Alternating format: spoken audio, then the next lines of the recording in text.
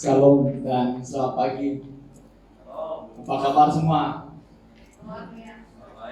Dan ya sangat diberkati dengan kesempatan pada kali ini untuk membahagian di dalam pujian dan penyembahan. Setengah untuk pergerakan kita pada pagi ini terlalu lambat, adakah sebab ya mungkin kita terbiasa dengan banyak SOP di luar sana, sebab itu kita lambat. Mungkin ada beli makan jadi belum ini waktu ya. Tapi tak apa, kita boleh kejar semua waktu ini.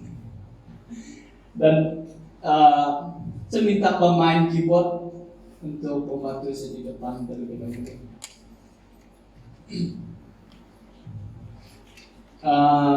Sebelum kita mulakan, dan saya ingin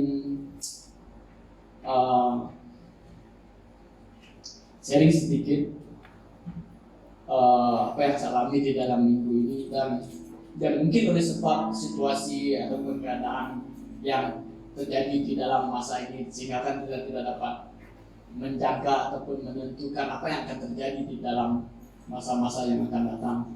Dan oleh sebab itu, saya percaya sebagai seorang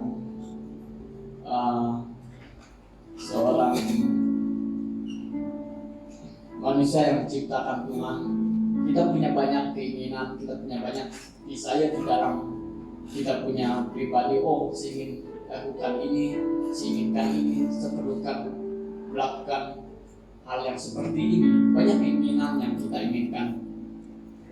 Nah, tetapi oleh sebab ya kan situasi yang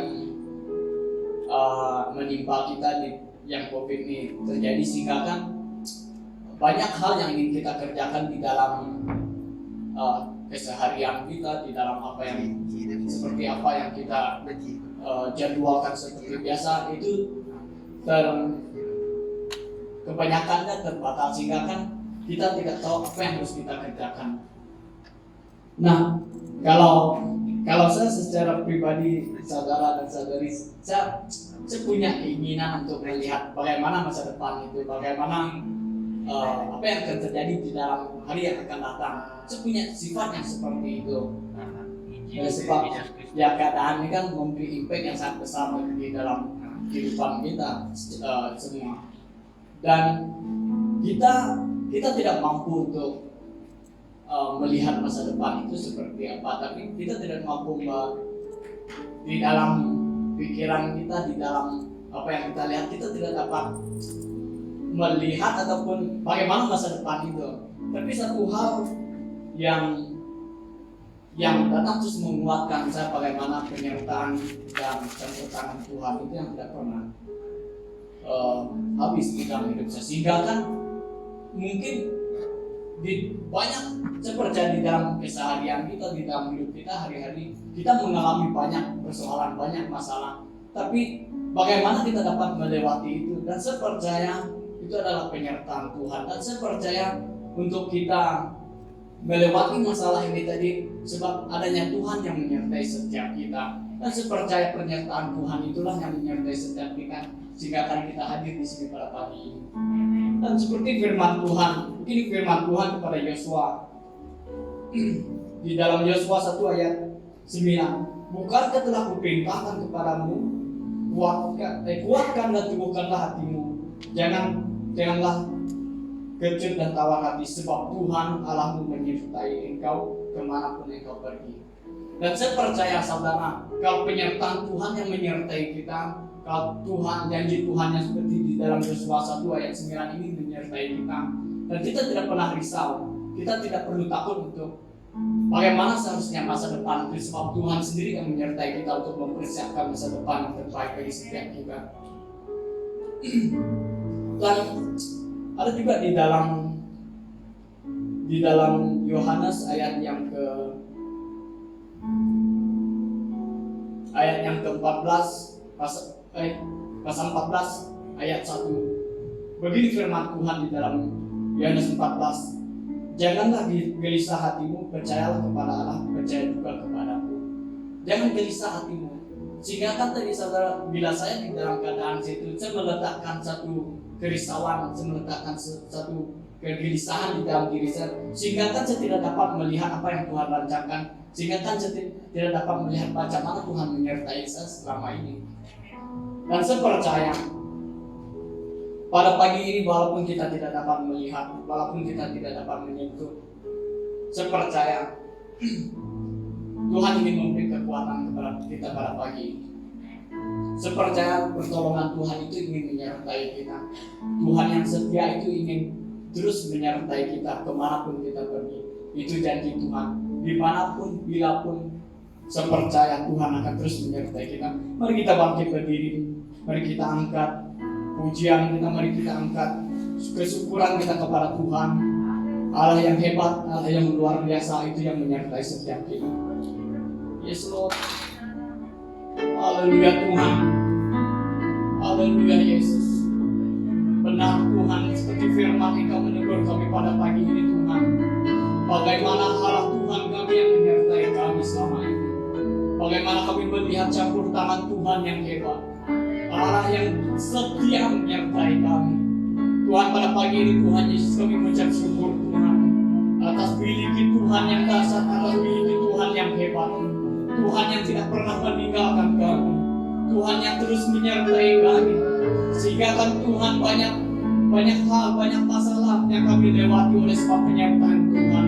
Banyak hal yang kami risaukan, tetapi Allah yang setia yang terus menguatkan kami. Tuhan, pada pagi ini Tuhan Yesus kami datang Tuhan, menyerahkan Tuhan setiap pribadi kami Tuhan. Kami percaya Tuhan, pada pagi ini Engkau Allah yang terus menguatkan kami. Engkau Allah yang terus datang menguatkan kami Tuhan. Dalam setiap permasalahan kami percaya ada campur tangannya Tuhan. Ada yang Allah yang menyertai kami, sehingga kami kuat melewati semua hal ini.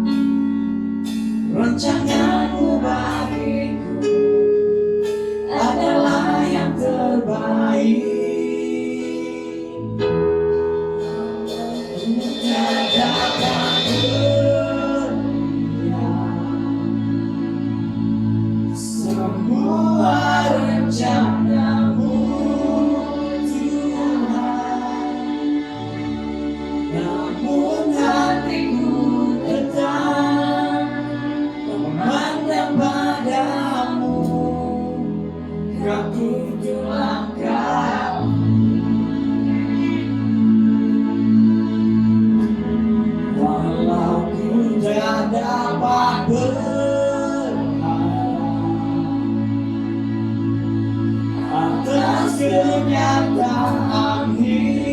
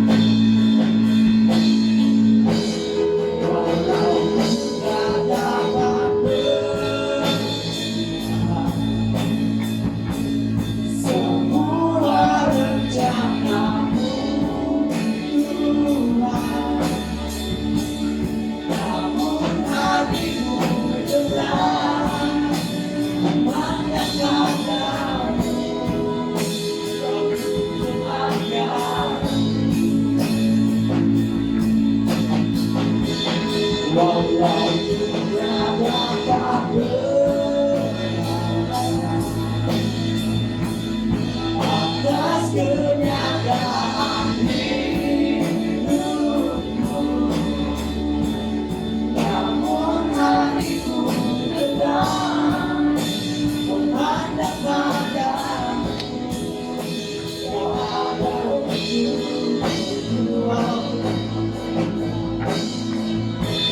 Walau tidak dapat semua rencanamu, Tuhan, namun hatiku tetap memandang padamu. Kau tuntun langkahku, walau tidak dapat atas kenyataan hidupku, namun hatiku tetap memandang padamu. Kau ada untukku. Walau tidak dapat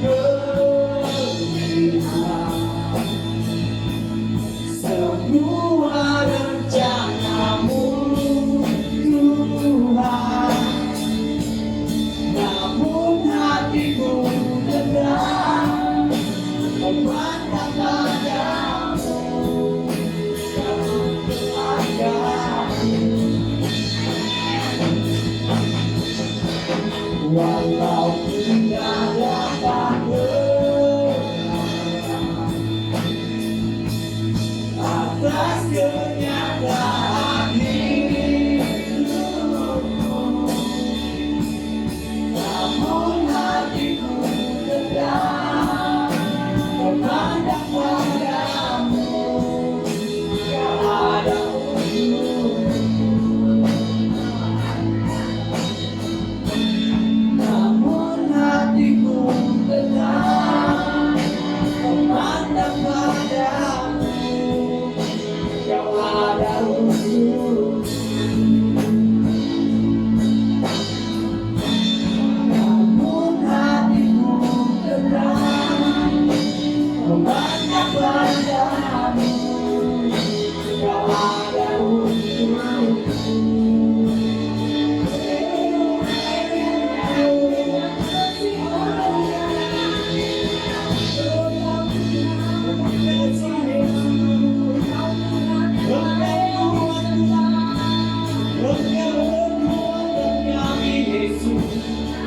Haleluya Tuhan, Yesus, terima kasih Tuhan, terima kasih Yesus, haleluya, terima kasih Tuhan. Tuhan, kami ingin terus percaya Tuhan, kami ingin terus mengandalkan Engkau Tuhan dalam hidup kami. Kami ingin terus percaya kepada Engkau Tuhan. Haleluya Yesus, haleluya Tuhan. Terima kasih, ini doa kami. Yang percaya Tuhan kita menyertai kita, katakan amin.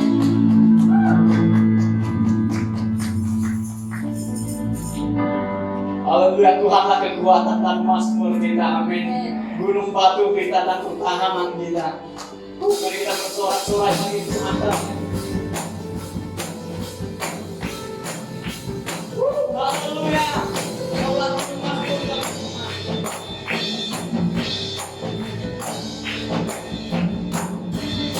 Tuhanlah kekuatan dan mazmurku, dan gunung batu, dan gunung batu dan keselamatanku. Hanya padamu hatiku percaya, Kaulah penara dan kota perlindungan. Katakan bersyukur, Tuhan selalu bersyukur, sebab cintamu padaku takkan pernah berubah. berubah, hatiku berdaya, walau bumi bergoncang, gunung-gunung berlanggang, namun kasih setiamu tak pergi dari. Haleluya.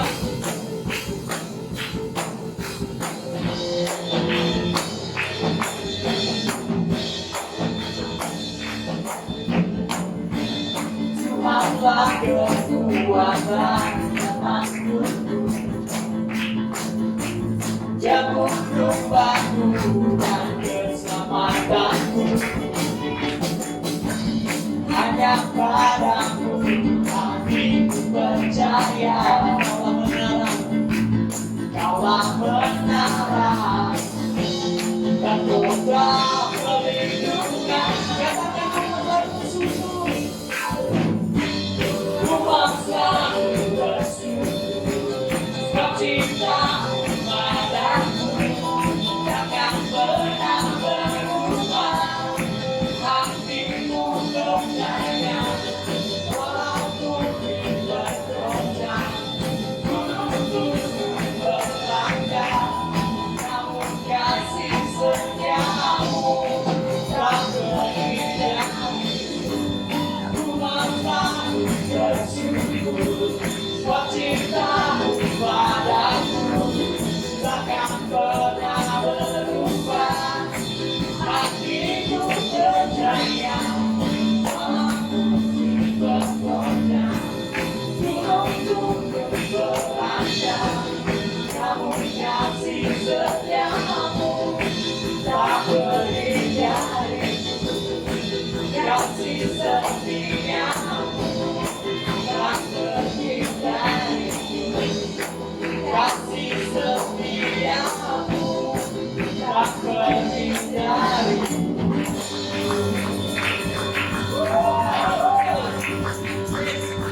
Sorak-sorai bagi Tuhan kita. Haleluya.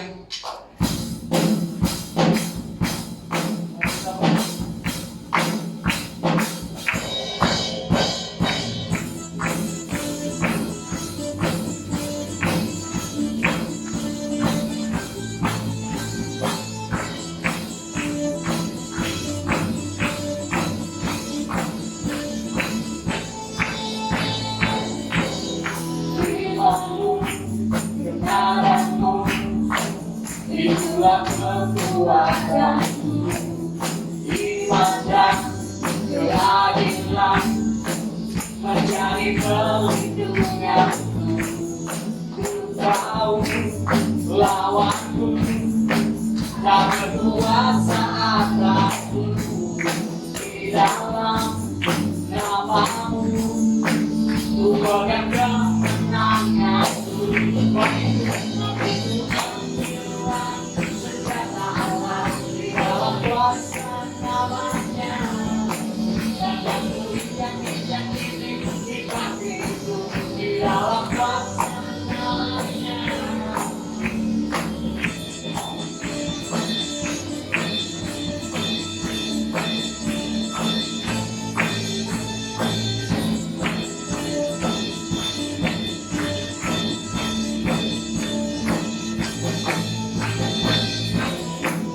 Imanmu, kebenaranmu, itulah kekuatanku. Iman dan keadilan menjadi perlindunganku. Ku tahu lawanku tak berkuasa atasku. Di dalam namamu ku pegang kemenanganku. Katakan itu bagi Tuhan. Ambillah senjata Allah di dalam kuasa namanya, dan tuliskan janji di kakiku di dalam kuasa namanya. Begitu ambillah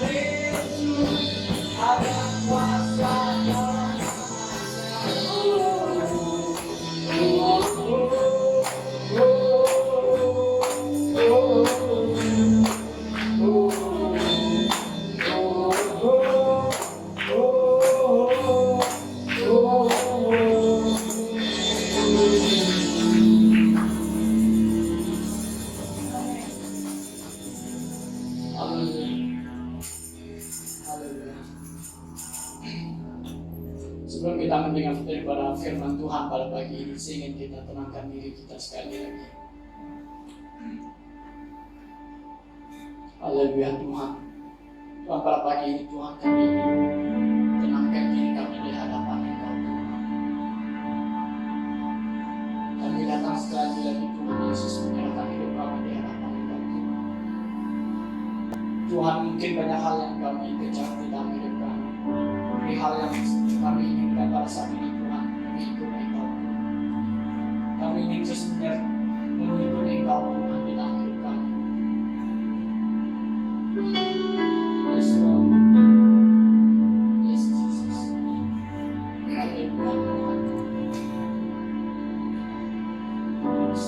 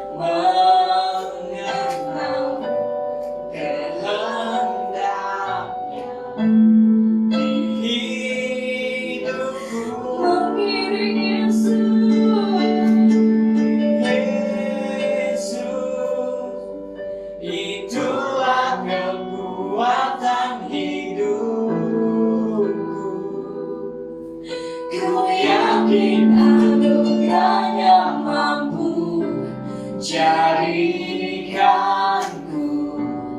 hamba yang berkenan. Selalu semua katakan mengikut Yesus bersama kita.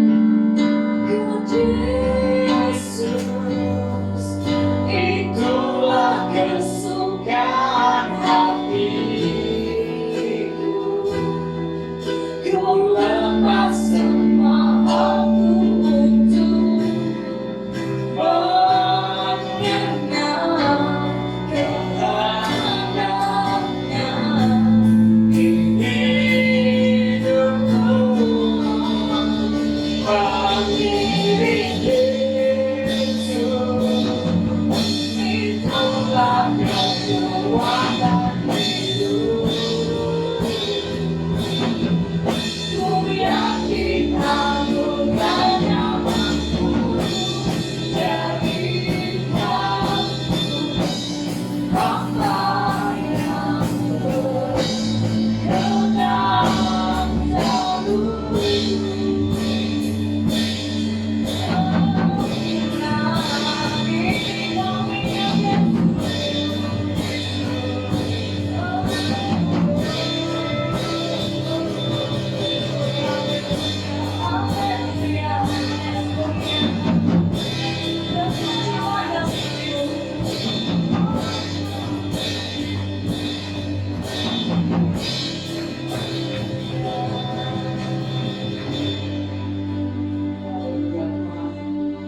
Haleluya Yesus.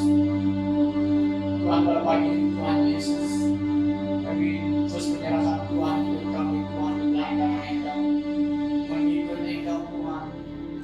Itulah kesukaan hati kami Tuhan. Mengiring Engkau Tuhan, itulah kekuatan hidup kami. Kalau kami percaya Tuhan, kesukaan kami, kekuatan kami ada di dalam Engkau ya Yesus. Terima kasih Tuhan. Tuhan, kami serahkan Tuhan Yesus segala pujian penyembahan kami Tuhan di dalam tangan Engkau. Biar ianya menjadi sesuatu persembahan yang hadir di hadapan Engkau. Terima kasih Yesus, terima kasih. Ini doa kami di dalam nama Tuhan Yesus kami sudah berdoa. Amin. Tercemar atau lenyap disimpan untuk kita di surga. Itulah sebabnya kita sentiasa datang, kita iman kita kuat dalam Tuhan. Kita tahu ada pengakhiran untuk iman kita. Ada pengakhiran. Ini bukannya kita bukannya hidup untuk dunia. Kita bukan untuk hidup untuk dunia ini saja, tapi Tuhan ada rencana, ada rencana untuk itu. Nah, pagi hari ini saya akan membawa firman Tuhan bertajuk Injil Tuhan Yesus Kristus, dan ini karena saya ada dalam membaca dalam buku Galatia, jadi ini satu sebabnya saya membawa. Hati saya tergerak juga karena ini adalah satu pengajaran yang daripada Rasul Paulus untuk gereja di Galatia, dan sama-sama kita akan belajar, dan ini juga akan mendorong kita dalam iman kita. Jadi sebelum kita lanjut dalam firman Tuhan, kita berdoa menyerahkan masa ini supaya apa yang kita sama-sama melihat dan belajar itu daripada Tuhan untuk kita lebih pada zaman ini, pada hari-hari yang akhir ini kita menyerah masa ini di hadapan Tuhan. Bapa, ini kami anak-anak-Mu, ini kami Tuhan yang telah Engkau panggil, telah Kau gerakkan hati Tuhan untuk dapat datang bersama Tuhan. Karena ini satu kerinduan kami Tuhan. Tuhan, karena kami tahu ini adalah anugerah. Tuhan, hidup kami adalah anugerah. Keselamatan kami adalah anugerah daripada Bapa. Oleh itu Bapa, kami dapat datang pada pagi hari ini Tuhan untuk meneliti dan mendengar juga daripada firman-Mu Tuhan tentang apa itu Injil yang Engkau nyatakan. Kami mau bersama Tuhan biarlah Tuhan yang meneguh, dan Tuhan kami juga percaya ada keselamatan juga di tengah kami Tuhan. Hati kami Tuhan terbuka untuk firman, untuk mengenal karena ini adalah anugerah Tuhan. Terima kasih Tuhan, kami minta supaya Tuhan yang memurapi bibir dan mulut hamba dan juga pikiran dalam penyampaian firman-Mu ini, dan Tuhan mereka yang mendengar, Tuhan juga mereka diberkati, dan Tuhan mereka tahu kekuatan di mana mereka bertapa iman mereka, yaitu pada Engkau Tuhan Yesus. Terima kasih Tuhan, kami serah dan firman-Mu ini dalam kuasa Roh Kudus yang akan menyertai. Dalam nama Tuhan Yesus kami berdoa. Amin. Ya, seperti saya kata, saya terdorong membawa firman Tuhan tentang Injil, karena saya sekarang membaca dalam buku Galatia beberapa minggu ini, dan satu perkara yang sangat nyata, dalam buku Galatia ini adalah Rasul Paulus menulis kepada jemaat gereja di Galatia, karena untuk membetulkan fahaman gereja tentang Injil, yaitu tentang Injil yang benar, tentang fahaman yang mana mula-mulanya mereka di mana mereka mula-mula mendengar tentang Injil ini, dan di sana juga iman mereka bertambah, di mana mulanya. Jadi ini yang kita akan sama belajar.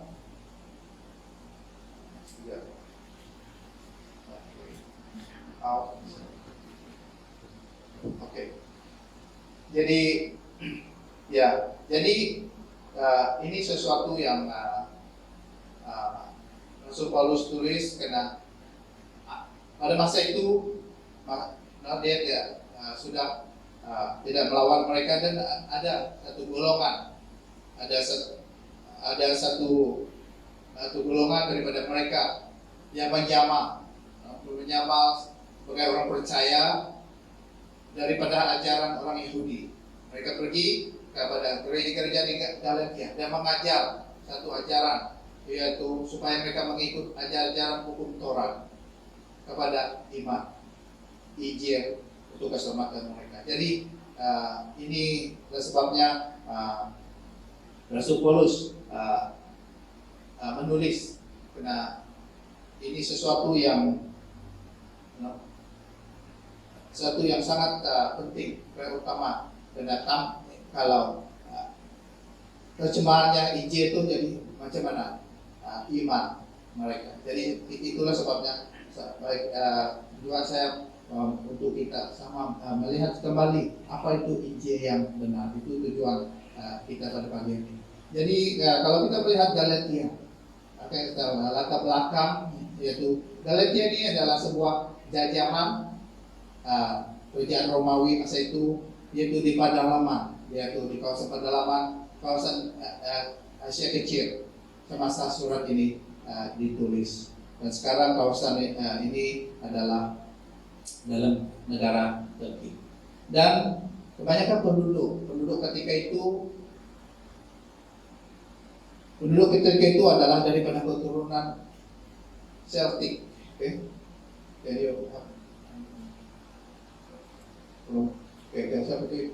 mereka daripada keturunan Celtic, dari bangsa orang Eropa yang pergi menakluk kawasan itu. Dan jadi mereka ini bukannya yang ada ketika itu adalah bukannya orang Yahudi. Jadi orang yang dari Galatia ini bukannya orang Yahudi. Jadi bagaimana mereka pula percaya adalah hasil dari penginjilan Rasul Paulus dan Barnabas. Pada penginjilan yang pertama, masa itu mereka menginjil di Bada-Bada. Nah, walaupun mereka masa yang menginjil pertama, mereka tidak pergi di Galatia, tapi mereka ada di bandar di bawah, yaitu di negeri Laikonia. Jadi di sanalah mereka ini pergi, ini mendengar, mula percaya. Jadi inilah mereka yang menjadi jemaat di Galatia. Dan Memang Rasul Paulus ada juga pergi melawat kawasan itu, gereja-gereja di Galatia ini pada penginjilan dia yang kedua bersama Silas dan Timotius. Jadi kita puji Tuhan. Jadi latar belakang penginjilan dan kandungan dalam buku Galatia ini ada kita dapati di Kisah Para Rasul. Jadi Kisah Para Rasul 13 hingga Kisah Para Rasul 16. Jadi kita boleh baca itu dan kita boleh memahami apa itu latar belakang lebih lagi tentang keadaan jemaat di Galatia ketika itu. Jadi itulah pagi ini kita akan memperhatikan tentang Injil yang benar. Yaitu satu pembelajaran tentang Injil yang benar. Jadi itu yang saya seperti yang kata tadi, ini adalah satu perkara yang utama. Perkara yang utama dalam iman seorang Kristen. Karena iman kita itu bergantung. Kita itu bergantung pada kebenaran Injil itu. Jadi semua kita yang dilahir baru adalah karena kita mempercayai Injil. Kita mempercayai Injil. Jadi apa itu Injil yang benar? Jadi tentulah kita akan melihat ini, karena ini sesuatu yang sangat dalam hati Rasul Paulus bila dia menulis ini. Karena ada seperti kata tadi, ada mereka yang mencemari, memesong Injil ini. Jadi saya harap perjalanan yang kita akan dapat pada hari ini dapat meneguh. Dan kita yang telah percaya meneguh tiang iman kita. Jadi kita percaya betul adakah apa itu Injil yang benar. Dan juga bagi yang belum mendengar tentang Injil, saya harap sudi membuka hati menerima untuk dimakan dengan kebenaran Injil. Saya harap kamu meneliti dan memahami. Jadi itu yang satu yang saya akan sampaikan, yaitu pembetulan tentang Injil. Oke? Supaya daripada pembetulan inilah kita tahu apa itu Injil yang benar. Karena itu Paulus dalam buku Galatia ini yang satu yang tujuan utama dia menulis buku ini. Jadi itu ialah satu kena ada orang seperti saya tadi, ada orang yang tujuan dan menulis surat adalah kena ada orang yang datang mau mencemari Injil yang Rasul Paulus telah sampaikan. Jadi jemaat-jemaat di Galatia seperti kata didatangi oleh orang-orang yang mahu menambah kepada Injil yang pernah Rasul Paulus sampaikan kepada jemaat. Jadi dari ini kita akan sama belajar apa itu Injil yang benar. Ya, karena ini Rasul Paulus, kalau kita melihat tulisannya, kita akan melihat ketika surat ini, dia itu dalam ayat 6. Mengapa dia tulis? Dia kata, aku heran bahwa kamu telah berpaling begitu cepat daripada Dia yang telah memanggilmu dalam kasih karunia Kristus kepada suatu Injil lain yang bukannya Injil, tapi ada orang yang mengacau kamu dan hendak memesongkan Injil Kristus. Jadi Rasul Paulus sangat keras dengan gereja tentang pemesongan atau pencemaran Injil. Ini karena ia boleh membuat jemaat-jemaat hilang akidah ataupun iman yang benar.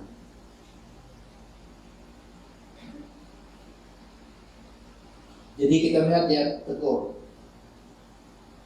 Karena apa yang akan terjadi kalau mereka mengikut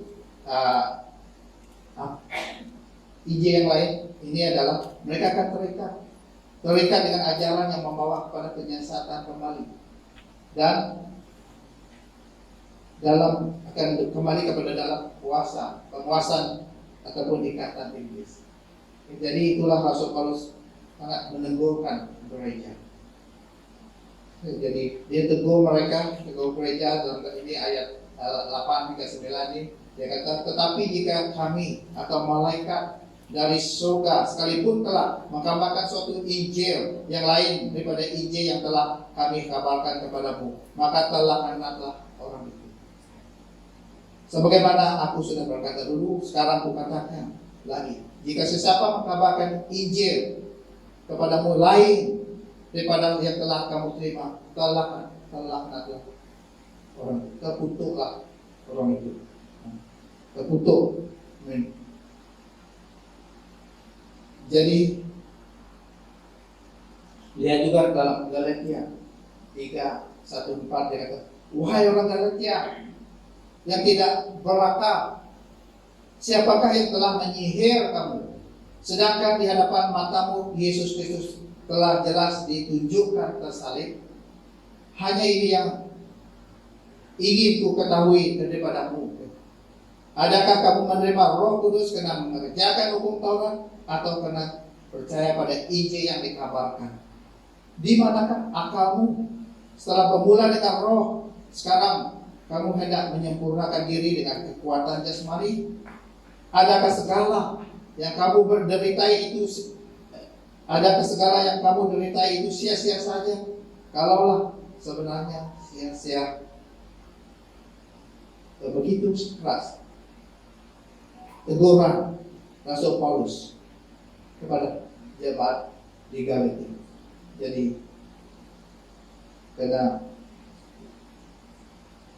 kebenaran dan Injil itu sangat utama dalam kehidupan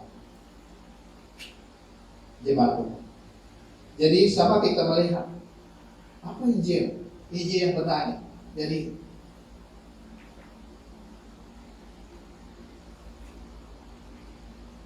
apa Injil yang benar?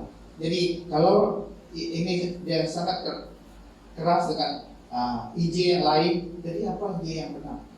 Bagaimana kita tahu Injil yang benar? Pastinya kalau Injil yang benar, salah satu yang mestinya sumbernya yang Injil itu mesti daripada Tuhan Yesus sendiri, yaitu sumber dari yang memberi Injil itu sendiri. Mesti Injil yang benar, jadi mestilah dari sumbernya, sumber Injil itu, bukan Injil yang mereka tulis, bukan Injil yang mereka dipikirkan ini, tapi mesti daripada Yesus sendiri. Karena itu datang daripada Yesus Kristus, tentulah Injil yang benar. Ya, kita yang datang dari mulut Tuhan Yesus sendiri. Jadi Rasul Paulus katakan Injil yang disampaikannya adalah diterimanya melalui wahyu daripada Tuhan Yesus Kristus sendiri. Jadi itu yang Injil yang disampaikan, itu Injil yang benar, itu ada yang berkuasa, kenayannya bukannya direka, bukannya, tapi adalah daripada Tuhan Yesus sendiri. Jadi ini Injil yang kita mau belajar.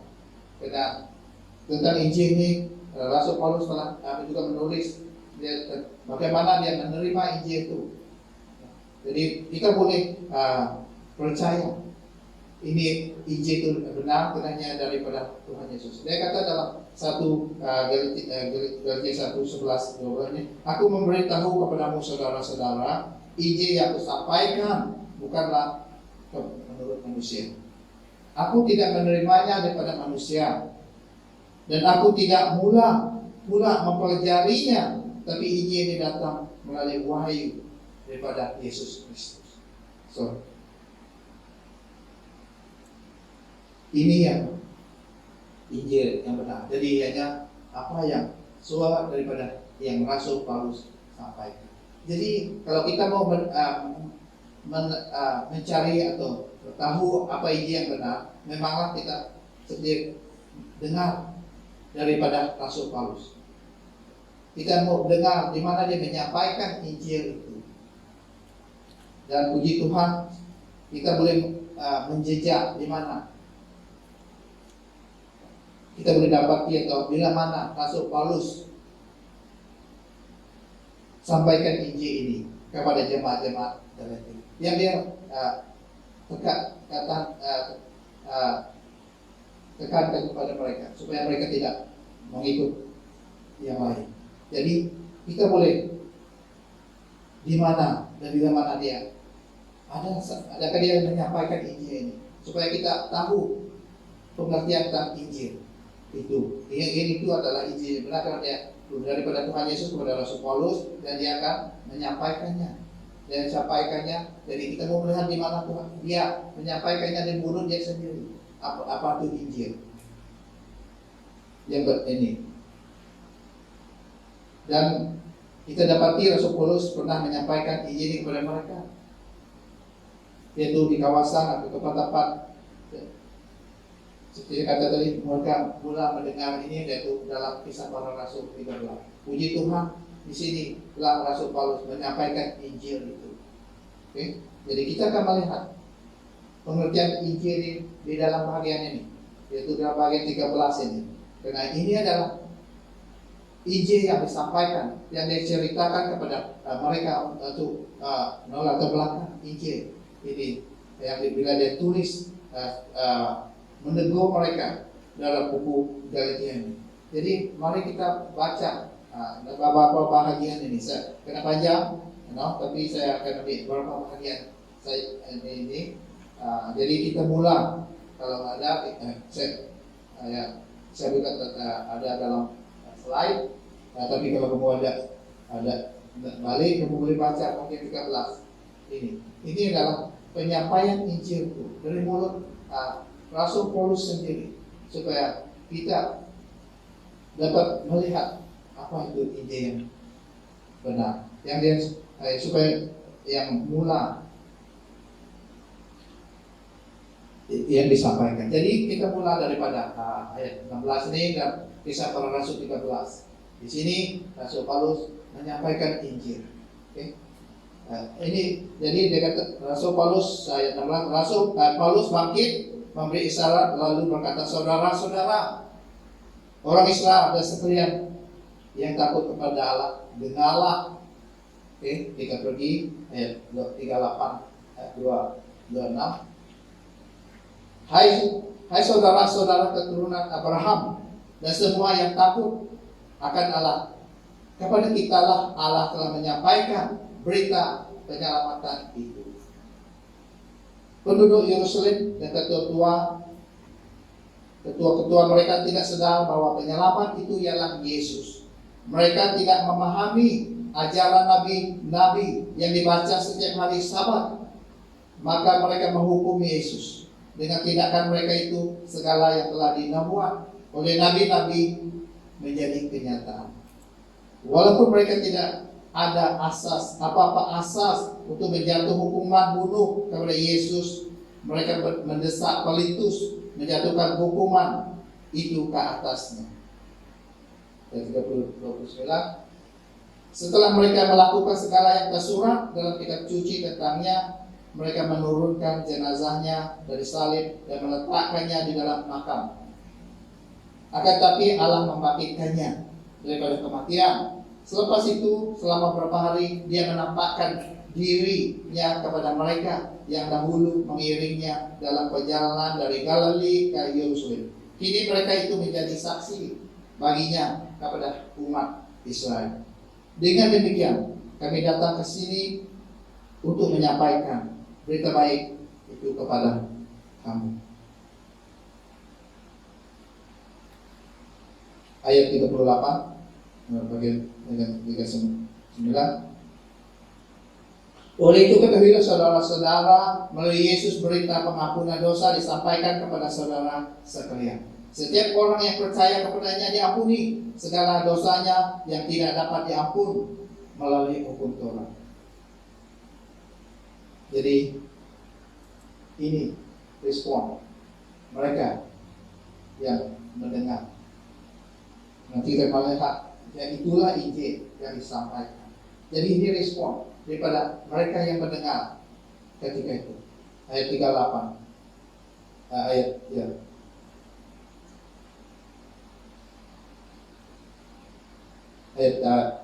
Ayat 48. Orang bangsa asing bersuka cita dan memuji firman Tuhan setelah mendengar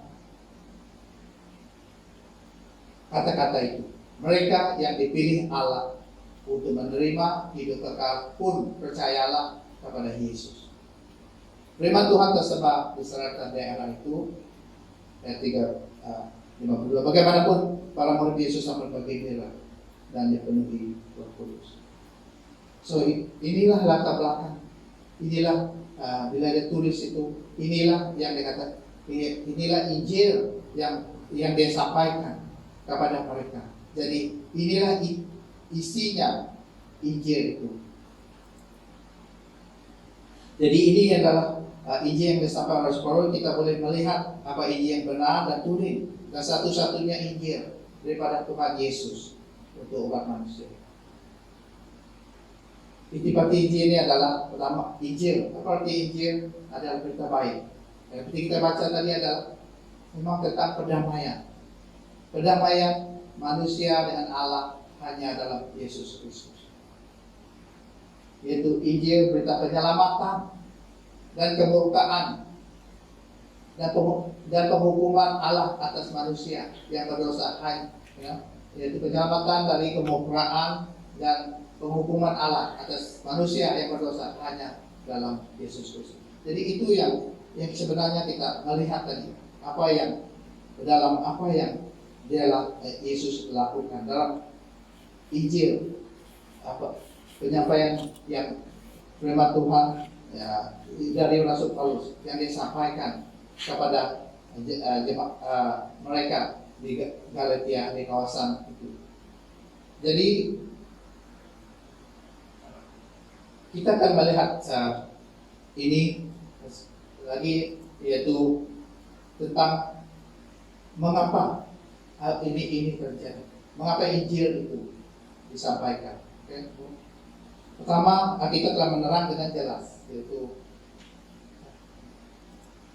bahwa pertama semua manusia telah berbuat dosa, yaitu manusia dalam dosa, atau juga dikatakan semua manusia adalah hamba dosa.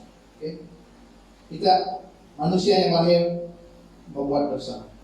Karena dalam Roma 3:23, karena semua manusia telah berdosa dan tidak dapat mencapai kemuliaan Allah.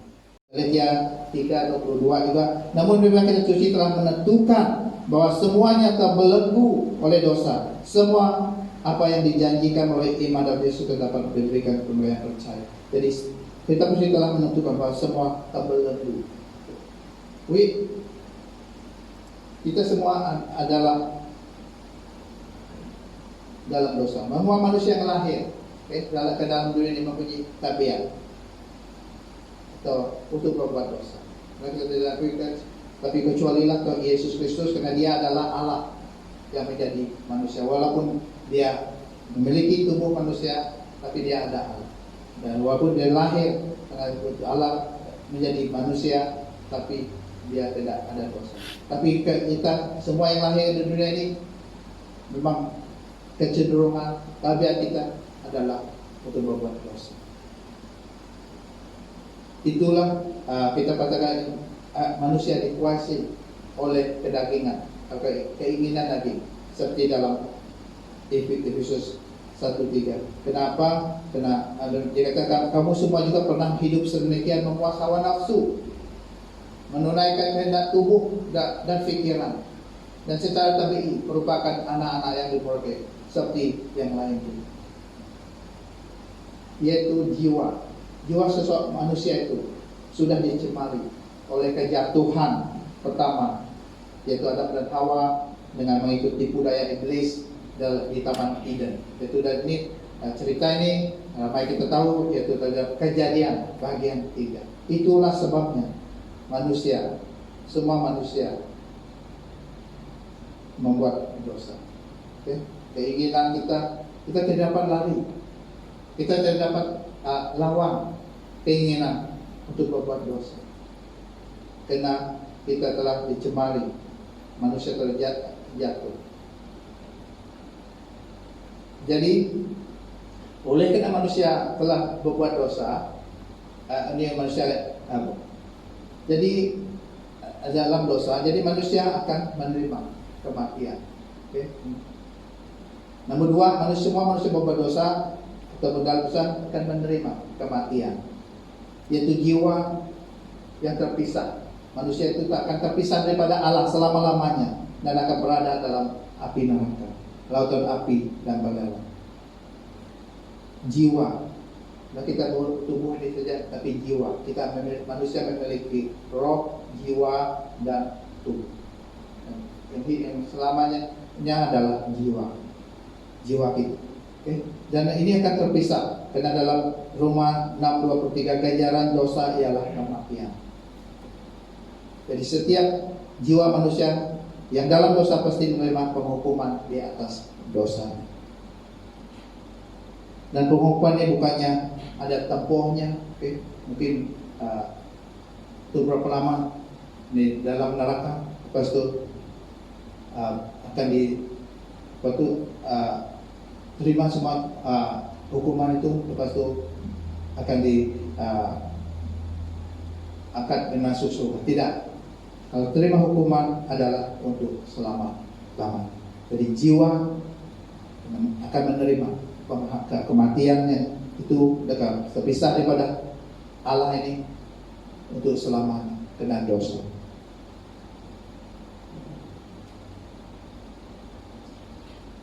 Kena melihat jiwa manusia akan dihakami. Ini dalam Wahyu jiwa-jiwa, setiap jiwa manusia itu akan yang hidup ini akan dihakimi di hadapan Dia yang bersemayam di sebuah takhta yang besar berwarna putih. Itu dalam Wahyu 20.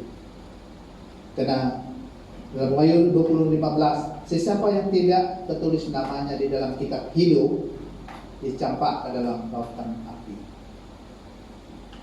Jadi itu yang tak terjadi. Jadi dalam Injil yang kita baca tadi, itulah sebabnya Yesus Kristus, bahwa Yesus Kristus telah satunya untuk kita menerima perdamaian. Tapi ialah apa yang dari Injil, bahwa Yesuslah yang menerima penghukuman atas dosa manusia. Okay. Jadi dan kita baca ayat 28 tadi, walaupun mereka tidak ada apa-apa asas untuk menjatuh hukuman bunuh kepada Yesus, mereka mendesak itu menjatuhkan hukuman itu kata. Yesus tidak salah, tapi mereka mendesak dengan dosa kena dibayar. Hukuman atas dosa seperti tadi, ganjaran dosa adalah kematian. Jadi bahwa Yesuslah yang menerima penghukuman atas dosa manusia. Dalam Matius kita melihat apa yang terjadi masa kematian dia. Dari jam ke-6 hingga jam ke-9 seluruh negeri itu diselubungi kegelapan. Dan kira-kira jam ke-9 Yesus berseru dengan suara yang lantang, Ilai, Ilai, lama sabachthani. Maksudnya, ya Allahku, mengapa kau tinggalkan? Jadi Yesus dipisah. Yesuslah yang menerima penghakiman atas dosa manusia. Karena dalam Roma juga, dalam Roma 4:25 itu, Dia telah diserahkan kepada kematian karena dosa kita dan dibangkit semula kepada kehidupan untuk pembenaran kita. Hanya miliki Tuhan Yesus yang memberi kebenaran hidup. Jadi Dia telah diserahkan kebenarannya karena dosa. Jadi dosa kena dibayar. Jadi Yesus memberi dirinya untuk mati, untuk dosa. Itulah Yesus menjadi korban untuk menebus semua dosa manusia yang percaya kepada-Nya. Maka seseorang yang datang dan percaya kepada Yesus, dia yang menebus. Kematiannya adalah untuk menebus dosa manusia, dosa kamu dan saya, bila kita percaya kepada-Nya. Dan dalam Titus 2:14 ini, Kristus telah mengorbankan nyawanya untuk membebaskan kita daripada segala kejahatan, menyucikan kita, menjadikan kita miliknya, serta mendorong kita berbuat baik. Yesus telah mengorbankan nyawa untuk membebaskan, untuk membayar, menebus dosa. Kolose 1:14 itu dikatakan melalui Dialah kita ditebus dan mendapat pengampunan dosa. So, hanya Yesus yang memberi dirinya untuk mati. Dia tidak ada dosa, tidak ada kesalahan, tapi mereka dengan tidak ada kesalahan, tapi mereka mendesak Pilatus untuk membunuh, menyalibkan dia. Jadi oleh itu juga bahwa Yesuslah yang membebaskan manusia dari kuasa alam maut dan iblis. Kisah Para Rasul, kita lihat ayat 9. Ini dalam konteks Injil yang disampaikan oleh Rasul Paulus ayat 29. Setelah mereka melakukan segala yang tersurat dalam kitab suci tentang yang mereka menurun jenazahnya dari salib dan meletakkannya di dalam. Kita tahu Yesus mesti dikubur, karena berada kubur sana dia mengalahkan alam maut dan iblis. Nah, kita melihat dalam Matius apa yang terjadi masa dia mati dan disalib, masa dia menghembuskan nafas dia. Matius 27, 50, 52 ini Yesus berseru dengan kuat sekali, lalu menyerahkan rohnya. Dengan nafas terakhir sejenis itu tirai batu itu terbelah dua dari atas ke bawah, bumi digegar, gempa dan batu-batu pecah, kubur-kubur terbuka dan banyak jenazah orang suci dibangkit semua. Ya, Yesus kematiannya dia membebaskan, dia menunjukkan bahwa dia ada kuasa atau membebaskan manusia dari kuasa alam maut dan kuasa iblis. Dan ini yang Tuhan Yesus lakukan, yaitu Yesus Kristus dan kematiannya mengalahkan iblis dan mengambil kunci alam maut daripada iblis.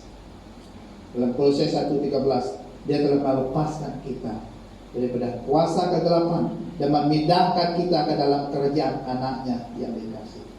Jadi Yesus kena dikubur. Dia daripada inilah dia dapat melepaskan kita daripada kuasa iblis, kuasa kegelapan, dan memindahkan kita ke dalam kerajaan anaknya yang dikasihi. Kolose 2:14-15 juga, dia telah memasukkan hukum bertulis yang terhempit dan menghalang kita. Dia telah mencabutnya dan memakukannya pada salib. Dan ayat 15, setelah menupaskan segala roh yang berkuasa dan memerintah, dia mendedahkan mereka di hadapan orang ramai dan menunjukkan bahwa dia telah menaluki mereka dalam salib. Puji Tuhan. Apa yang mereka lakukan yang dicerita oleh Rasul Paulus dalam penyampaian ini Injil itu kepada mula-mulanya kepada mereka yang di kawasan Galatia itu, ya, bahwa Yesus kena dikubur. Ada itu saja caranya manusia boleh lepas daripada ikatan, daripada kuasa iblis dalam hidup. Dan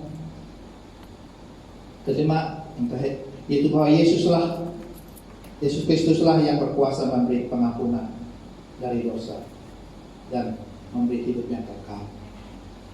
Kita baca ayat 30 daripada Injil yang disampaikan oleh Rasul Paulus tadi. Saya baca sekali lagi. Akan tetapi Allah membangkitkannya daripada kematian. Selepas itu selama beberapa hari dia menampakkan dirinya kepada mereka yang dahulu mengiringnya dalam perjalanan dari Galilea ke Yerusalem. Kini mereka itu menjadi saksinya kepada umat Islam. Setiap orang percaya kepadanya diampuni segala dosanya dan tidak dapat diampunkan oleh apa yang Tuhan Yesus pernah bangkit. Dan masa itu, masa Rasul Paulus berkata menyampaikan Injil benar, masih ada mereka yang hidup yang melihat kebangkitan Tuhan Yesus itu para rasul. Seperti yang dikatakan, mereka menjadi saksi kepada umat Islam. Jadi anak-anak murid Tuhan Yesus ada yang melihat Tuhan Yesus yang hidup dan bangkit. Karena dia bangkit, itu sebabnya dia boleh mengampuni dosa dan boleh memberi hidup yang kekal. Jadi karena Yesus telah bangkit dari kuburnya setelah lebih 30 bagi kita, yaitu kita percaya dia terbangkit lebih 2000 tahun dulu, dan sekarang duduk di sebelah kanan Allah Bapa di surga. Di mana Yesus sekarang dia telah bangkit, memiliki tubuh yang baru, hidup memiliki tubuh yang mulia, dan sekarang dia ada di surga dan duduk di sebelah kanan Allah. Karena dia bangkit, dia membuktikan dia boleh memberi hidup yang kekal. Karena dia di dalam surga membuktikan dia saja yang boleh membuka gerbang pintu surga untuk jiwa yang dapat mau memasuki. Jadi itulah Injil, itulah itulah Injil yang benar, itulah Injil yang disampaikan oleh Rasul Paulus. Jadi ini yang dia tekankan supaya Injil itu jangan dicampur, bukan ditambah lagi. Jadi kita telah melihat pengertian Injil yang benar, dan saya harap kita terang sekarang bahwa apa yang Injil benar yang dalam Tuhan Yesus, hanya dalam Tuhan Yesus, untuk seperti kata tadi adalah untuk perdamaian dan juga untuk keselamatan kita dengan Allah. Jadi bagaimana kita menerima Injil ini? Bagaimana menerima Injil Yesus Kristus? Inilah Injil Yesus Kristus. Tidak boleh tambah, tidak boleh itu lagi. Iman seorang Kristen itu, iman kita bermula dengan mempercayai ini. Jadi bagaimana kita menerima Injil Kristus?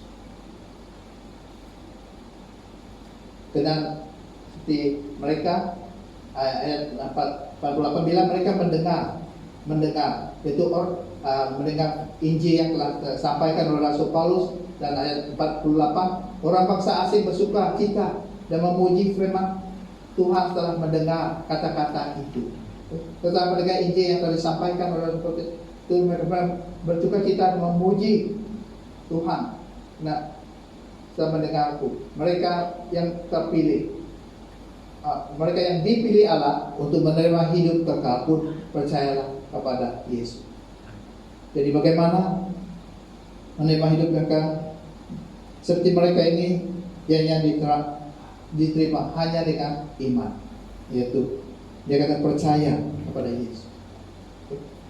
Itu yang bagaimana menerima Injil ini, yaitu karena percaya apa yang telah disampaikan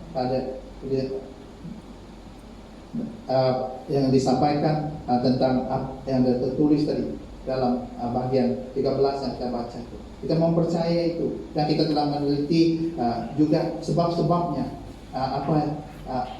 perkara-perkara itu berlaku.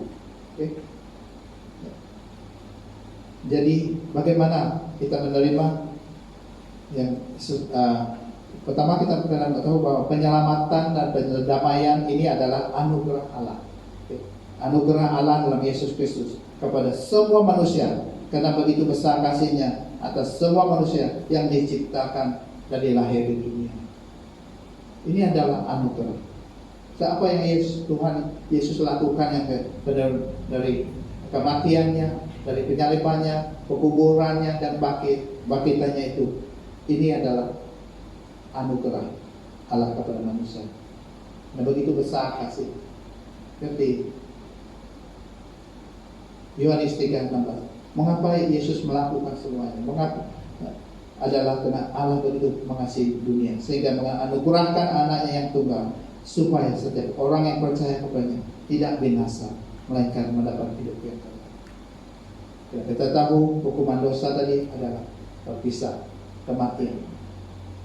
Jiwa-jiwa akan terpisah. Tidak ada cara lain. Dan ini kita tahu ini akan jiwa itu akan dimasuk neraka, dan bukannya untuk jaka yang ada jakaan, ada kemasan, tapi itu selama-lamanya. Karena Allah tidak mahu melihat jiwa manusia berada menerima penghukuman atas dosa mereka. Dan itulah yang memberi Yesus.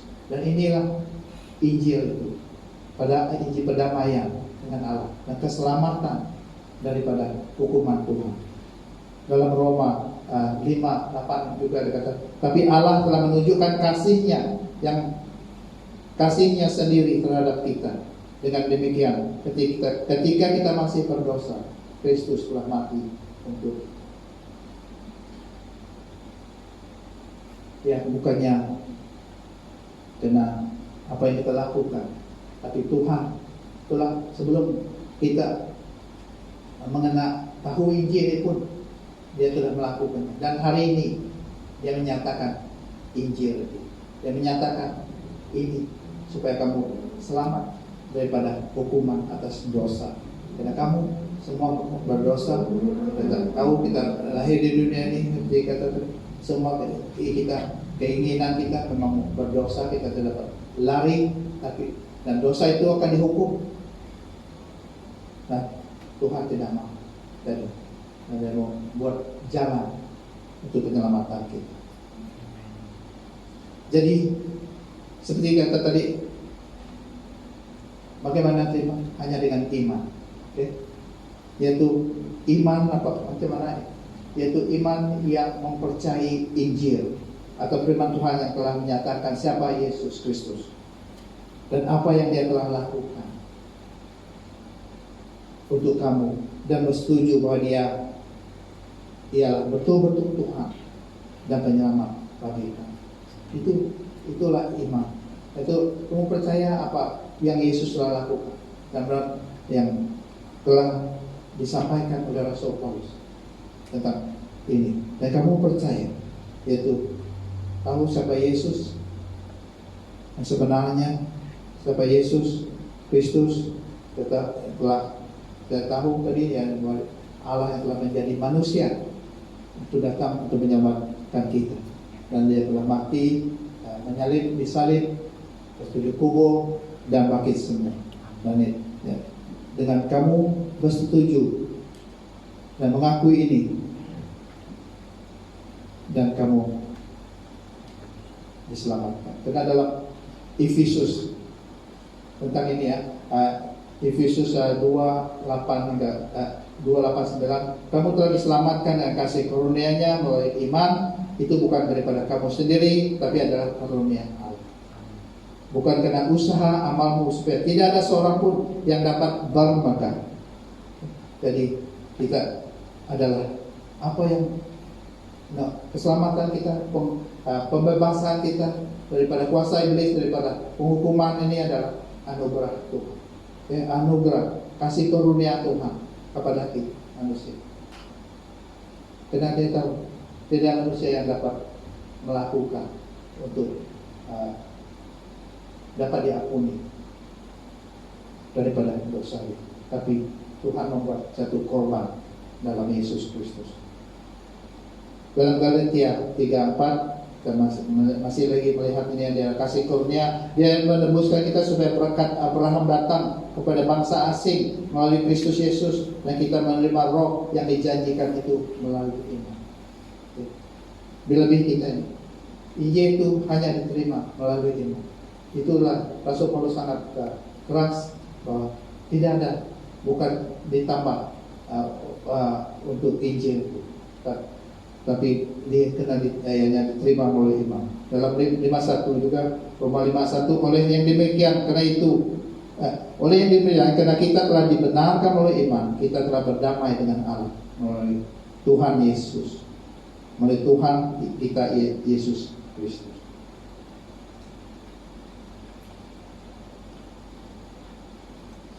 So, itulah Injil. Harap kita melihat pagi ini supaya kita tahu itu bagaimana kita mendapat keselamatan, ya, yaitu melalui Injil. Dan inilah Injil, inilah caranya Allah menyelamatkan. Inilah berita baik itu.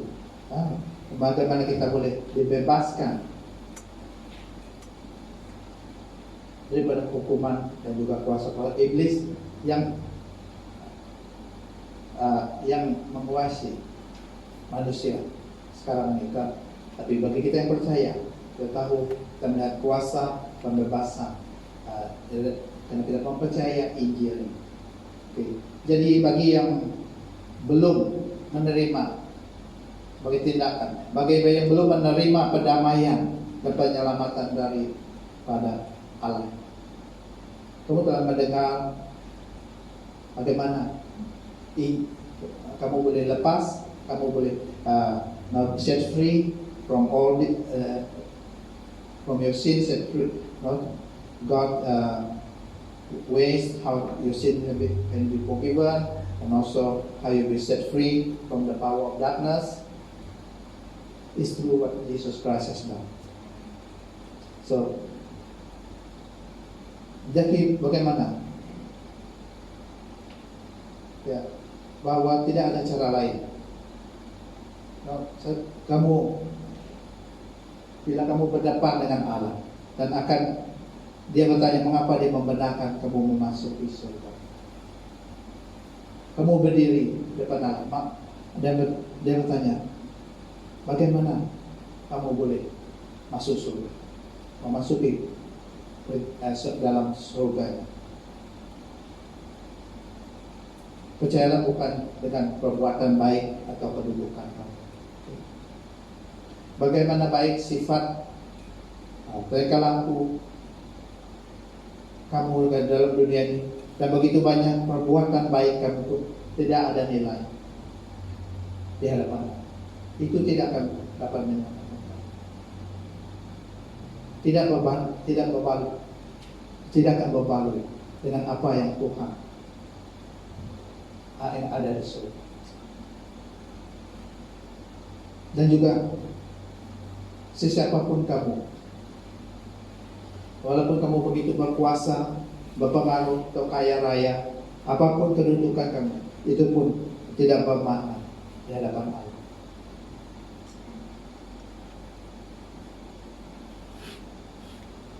Dan juga begitu, mungkin juga begitu jahat kamu, melakukan jenayah dan sebagainya, sangat rendah diri dan miskin, juga Allah tidak menilai atau memandang semua itu. Jadi bukan dengan perbuatan atau kedudukan kamu boleh masuk surga. Kedua, bukan dengan agama kamu itu. Bukan karena kamu agama Kristen kamu masuk surga, tidak. Karena agama bukan menyelamatkan. Bahwa tiada agama di dunia ini yang boleh melayakkan kita bersama dengan Allah yang Maha Kudus. Kalau kita tidak boleh bergantung pada diri kita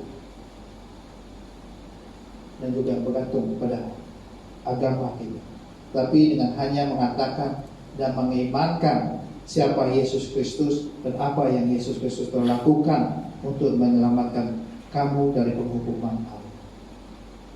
Dengan ini saja, yaitu dengan mengatakan dan mengimankan siapa Yesus. Dan ini seperti dalam firman Tuhan dalam Roma. Ini tertulis dalam Roma 9:9-13. Bagaimana menerima penyelamatan itu.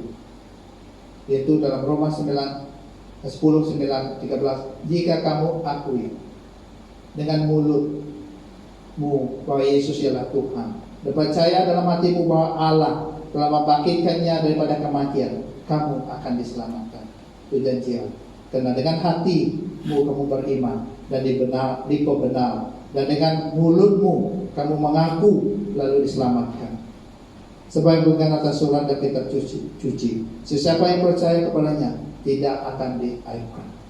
Karena tidak ada perbedaan antara orang Yahudi dengan orang Yunani, karena Tuhan yang sama berkuasa atas semuanya dan melimpahkan berkat ke atas semua yang menyeru kepadanya. Karena sesiapa yang menyeru nama Tuhan akan diselamatkan.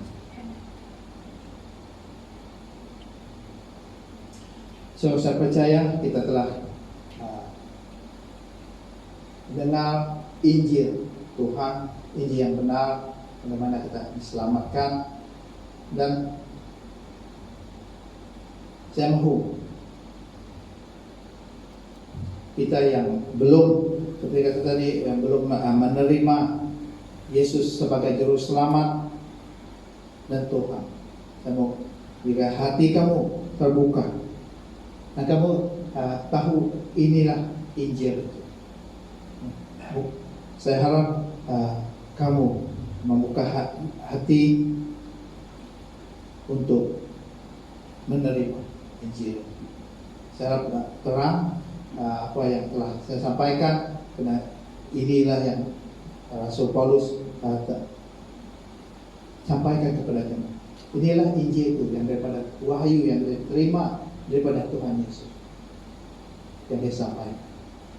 Dan inilah Tuhan Yesus mengatakan untuk kita menjadi selamat daripada penghukuman dan juga dilepaskan daripada kuasa iblis. Jadi kalau kamu yang belum dan mahu terima Injil ini dalam hati kamu, saya harap kamu yang belum boleh angkat tangan. Nanti kita akan sama berdoa.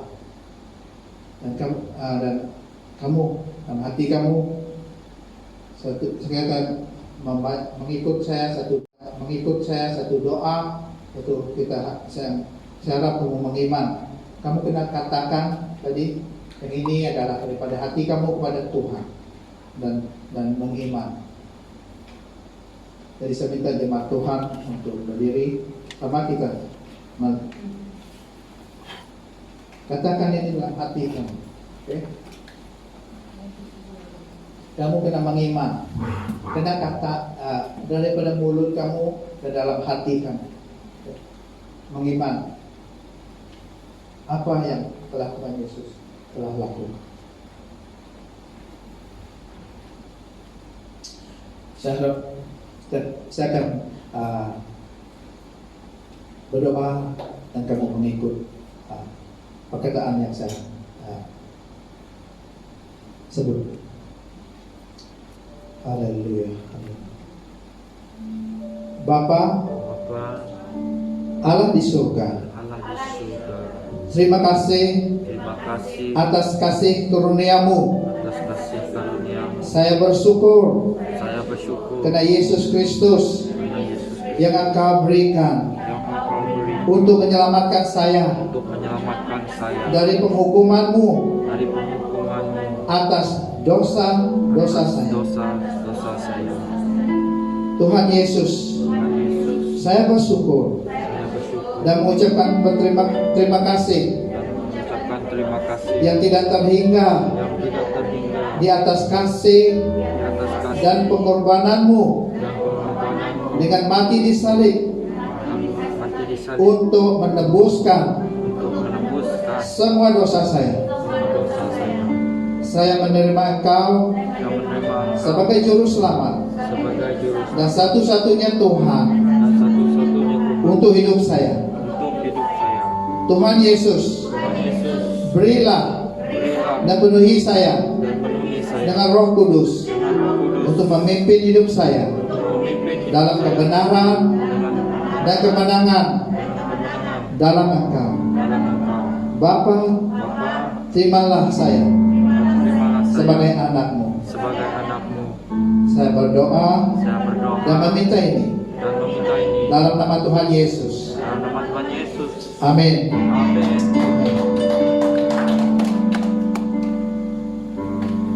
Terima kasih, sila duduk. Bagi kita yang telah mengimani Injil ini, tetaplah pahami dan beriman pada Injil yang benar ini. Jangan mengikut ajaran-ajaran yang mau menambah atau mengurangkan kebenaran Injil ini. Kita akan berdepan dengan ajaran yang mau mengeluarkan Yesus Kristus dari Injil keselamatan ini pada akhir zaman ini. Lebih-lebih mereka yang mau membawa ajaran satu agama untuk dunia. Juga